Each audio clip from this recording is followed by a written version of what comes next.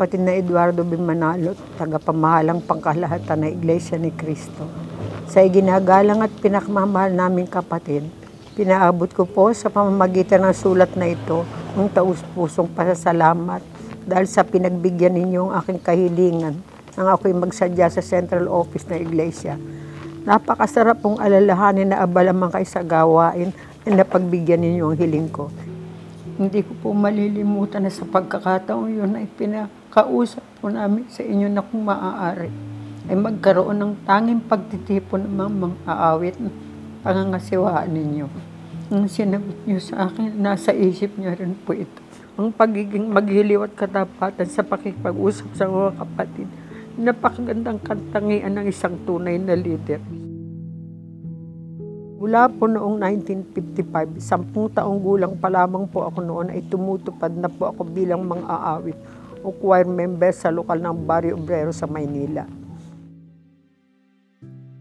Isa po sa mga hindi malilimutang karanasan nung ako'y bata pa ay noong nadadalaw namin ang sugo ng Diyos sa mga huling araw. Ang kapatid na Felix ay Manalo sa kanyang opisina nakasama ang aking mga kaibigang mang-aawit. Doon po ay pinangangaralan niya kami ng tamang pamumuhay at pagiging masinop at buong pusong pagtupad ng tungkulin. Aniya, kapag tumutupad tayo ng tungkulin ay dapat nakatuon ang buong isip at puso sa ginagawang pagtupad. Hindi naglalayag ang isipan. Ito po ayon sa kanya ay makapagpapatibay lalo ng pananampalataya. Paalala na rin po na dapat nating panghawakan ang magagawa ng Diyos sa ating buhay. Marami po akong magagandang karanasan noong panahon ng kapatid na Eranio G. Manalo.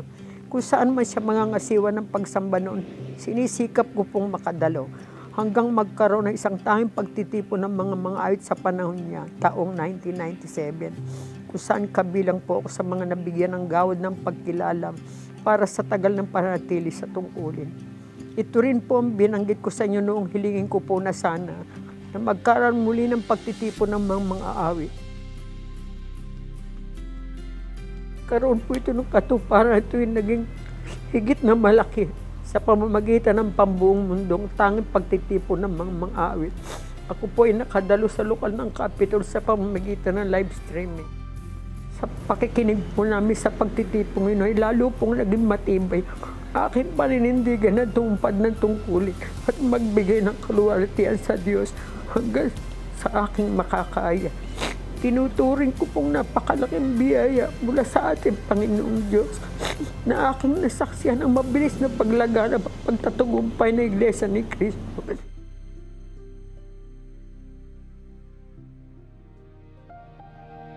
Sa edad ko po na 70 sa loob ng 69 na taon ng pagtupad ko bilang mga aawit, ay inspirasyon ko pong taturo ng pamamahala.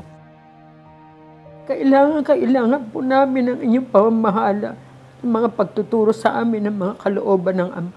Dahil sa aking pananatili sa tungkulin, tiniyak ko po na ganito rin tataguyod ng aking sambahayan. Tunay nga po kung ano pinamulat natin sa ating mga anak. Ito ang kanyang lalakaran hanggang sa kanyang pagtanda. Kaya salamat sa Ama. Aking mga anak ay masiglang mga kaanib at mga tungkulin din sa Iglesia ni Cristo. Ganito po ang aming paninindigan. Ipinagpapasalamat ko po sa Diyos na hanggang ngayon ay nakatutupad pa ako sa tungkulin ko. Sa Diyos po ang lahat ng kapurihan dahil hindi niya ako pinabayaan, pati ang aking mga anak. Kung noon po ay buong pagsisikap ko po silang pinag-aral, kahit ako po ay isang sidewalk vendor lamang, ngayon po ay maayos na ang kanilang pamumuhay at dalawa sa kanila ay nasa ibang bansa. Hindi po nila mararating ang maayos na pamumuhay kundi dahil sa kabutihan ng Panginoong Diyos. Nais ko rin po samantalahin ng pagkakataong ito upang ipabatid ang aking taus-pusong pagbati para sa ika-15 anibersaryo ng inyong matagumpay na pamamahala sa kabuuan ng Iglesia.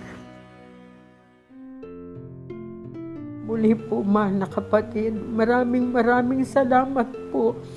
Saan po ninyo, lagi kayong kasama sa aking mga pananalangin. Tapos na gumagalang kapatid ng Mirasol Ansures Padilla.